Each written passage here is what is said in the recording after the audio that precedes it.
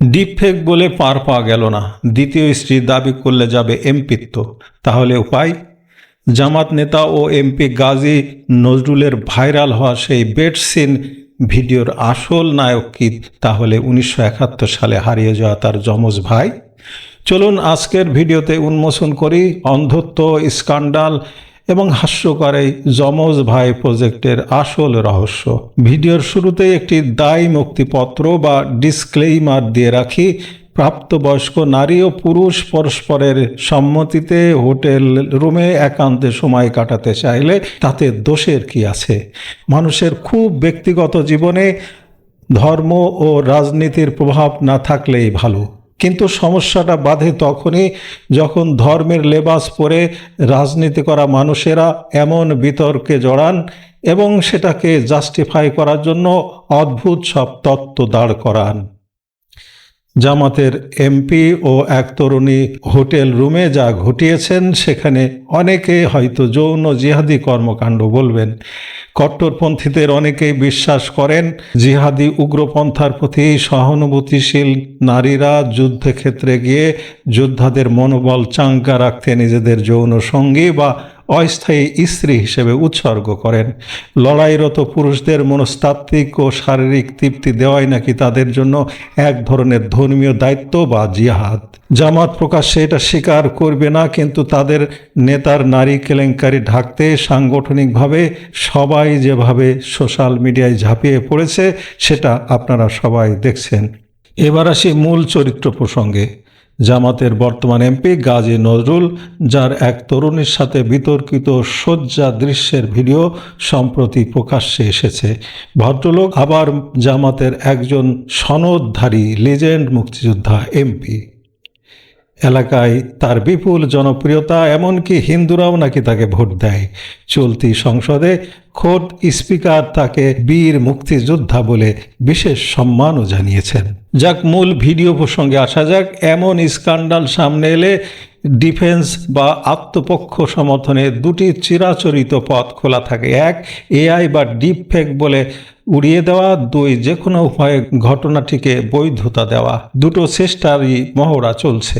সমর্থকদের একাংশ চেঁচাচ্ছে ভিডিওটি ফেক, কিন্তু একটু নিরপেক্ষ চোখে দেখলে খুব বেশি কষ্ট ছাড়াই বোঝা যায় ভিডিওটি মোটেও ফেক নয়। তাই ডিপফেক কার্ড খেলে পার পাওয়া কঠিন। তাহলে দ্বিতীয় চাল, বলা হচ্ছে তরুণীটি নাকি ওনার বৈধ স্ত্রী। দাবিটা বেশ মুখরোচক কিন্তু মারাত্মক বিপজ্জনক, কারণ নির্বাচনী হলফনামায় ওনার দ্বিতীয় কোনো স্ত্রীর উল্লেখ নেই। সেখানে মিথ্যা তথ্য দেওয়া মানে সোজা এমপি পদ হারানো। তাছাড়া এমপি সাহেবের নিজের মেয়ে শারমিন সুলতানা খুকুর বয়সের চেয়েও এই কল্পিত ছোট মায়ের বয়স অনেক কম। অতএব এই অলিগলি দিয়ে হেঁটেও পার পাওয়ার কোনো সুযোগ নেই। তবে হ্যাঁ, একটা মাস্টার স্ট্রোক বা তৃতীয় উপায় আছে। সবাই একযোগে সুর মেলালে কাজ হলেও হতে পারে। সেটা হলো ভিডিওর লোকটা দেখতে গাজী নজরুলের মতো হতে পারে, কিন্তু উনি আসল গাজী নজরুল নন। কেননা তিনি জামাতের ডাকসাইটে নেতা, জেলা আমির, কেন্দ্রীয় মজলিসে শুরার সদস্য। এমন ইমেজের একজন মানুষের পক্ষে এটা করা কি সম্ভব? কখনোই না। সুতরাং এই লোক সেই লোক নন। তাহলে আসল রহস্য কি? এমপি সাহেবের এক হারিয়ে যাওয়া যমজ ভাই ছিল। 1971 সালের মুক্তিযুদ্ধের সময় সেই ভাই হারিয়ে যায়, আর সন্ধান মেলেনি। আহা, মুক্তিযুদ্ধের সময় পরিবারটি কি ত্যাগই না স্বীকার করলো। আচ্ছা, ভিডিওতে থাকা লোকটি কি সেই হারিয়ে যাওয়া যমজ ভাই নয়? এতদিনে তাকে খুঁজে পাওয়া গেল, তাও এইভাবে। কি অলৌকিক কাণ্ড, তাই না? গল্পটা একটু বেশি সিনেমাটিক শোনাক। যেখানে অন্ধ সমর্থকদের কাছে দলের সাধারণ কর্মীরাই নিষ্পাপ, সেখানে কেন্দ্রীয় শুরার সদস্য তথা এমপি এমন স্ক্যান্ডাল হজম করা তো অসম্ভব। তার চেয়ে বরং এই সিনেমাটিক রূপকথা বিশ্বাস করাই সহজ। তাই আর দেরি না করে এই তত্ত্বটায় বাজারে চালিয়ে দিন, যমজ ভাই প্রজেক্ট। তো দর্শক, ব্যক্তিগত জীবন আর রাজনৈতিক ধর্মীয় লেবাসের এই সাংঘর্ষিক রূপ কতদিন এভাবে ঢাকা যাবে? এই সিনেমাটিক রূপকথা নিয়ে আপনাদের কি মনে হয়?